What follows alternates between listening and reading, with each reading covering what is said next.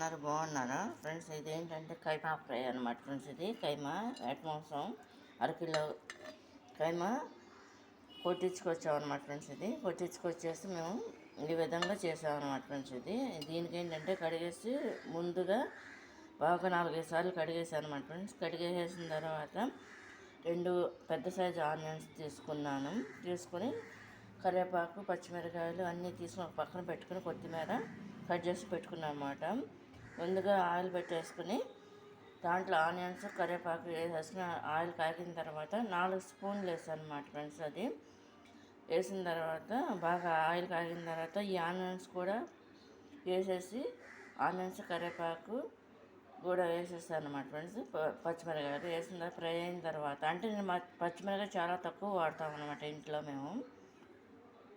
అందువలన ఏంటంటే నేను నా వాటిల్లో మాత్రం వీడియోస్లో పచ్చిమిరపకాయ అనేది చాలా తక్కువ ఉంటుంది అనమాట కర్రీస్లో మాత్రం. అంటే బజ్జీలు ఆటలు అయితే మాకు తింటాం అనుకోండి, అది వేరే విషయం కదా. అయితే ఏంటంటే ఫ్రెండ్స్, ఇది ఆయిల్లో ఆనియన్స్ ఫ్రై అవుతుండగా అందుట్లో ఏంటంటే ఫ్రెండ్స్ అల్లం వెల్లుల్లిపాయ పేస్ట్ సరిపడినంత వేసుకొని పచ్చివాసన అంతవరకు ఫ్రై చేసుకోవాలి.